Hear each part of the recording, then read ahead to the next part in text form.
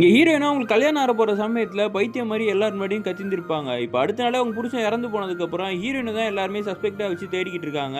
2 வருஷத்துக்கு முன்னாடி இறந்து போன அவனோட லவ்வர் வந்து கற்பனையில வந்து, "நீ தான் வந்து எல்லாத்தையும் பண்ணிட்டேன்னு" சொல்லி உன் ஃப்ரெண்ட் மாயா சொல்றால்ல, அவள நம்பாத. போலீஸ் உன்ன சந்தேகப்படுறன்ற விஷயத்தையும் நம்பாத. நான் இறந்து போன அன்னைக்கு உன் ஃப்ரெண்ட் மாயா எங்க இருந்தான்னு யோசிச்சு பாருன்னோனே, இவளுக்கும் சந்தேகமா இருக்கு. மாயா தான் ஒரு வேளை இவன் லவ்வர கொன்றுப்பானோன்னு சொல்லி. அப்ப அந்த இடத்துக்கு ஹீரோயினோட ஃப்ரெண்டு மாயா வந்துட்டு, "போலீஸ் உன்ன தான் கன்ஃபர்மா சந்தேகப்படுறாங்க. எதனால தெரியுமா? நீ 6 வருஷத்துக்கு முன்னாடி தான் இங்க வந்தேன்னு கிடையாது. சின்ன வயசுலயே நீ இந்த வீட்ல தான் இருந்த. உனக்கு 6 வருஷத்துக்கு முன்னாடி ஒரு ஆக்சிடென்ட் ஆச்சு. அதனால தான் நீ எல்லாத்தையும் மறந்துட்ட" அப்படின்னோனே, ஹீரோயினுக்கு இந்த விஷயம் எல்லாம் புதுசா இருக்கு.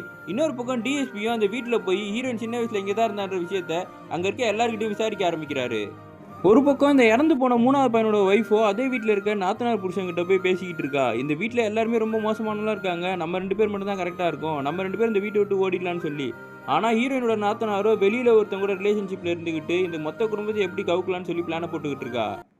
டிஎஸ்பி வந்து ஹீரோயினோட மாமியார் கிட்ட விசாரிச்சுட்டு இருக்காரு. எங்க அப்பா வந்து ஒரு கேஸ்ல மாட்டிக்கிட்டு இறந்து போனாரு. அந்த கேஸ்ல ஒரு பொண்ணு தான் இருந்தா. அந்த பொண்ணுக்கும் உங்க ஃபர்ஸ்ட் பையனுக்கும் தொடர்பு இருந்துச்சு. அந்த பொண்ண பத்தி உங்களுக்கு தெரியுமான்னு சொல்லி.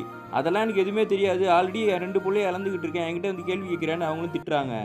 அந்த டைம்ல தான் ஹீரோயின் வீட்ல இருந்து காணாம போயிட்டாங்கன்ற விஷயம் போலீஸுக்கு தெரிய வருது. சுத்தி வீடு ஃபுல்லா தேடி பார்க்கறாங்க. அவங்க எங்கேயுமே கிடைக்கல. அப்போ ஒரு ஃபோன் கால் வருது. ஆத்து ஓரமா ஒரு பொண்ணோட டெட் பாடி கிடக்குதுன்னு சொல்லி. டிஎஸ்பியோ பதறி போயிடுறாரு. அது ஹீரோயினா இருக்குன்னு சொல்லி.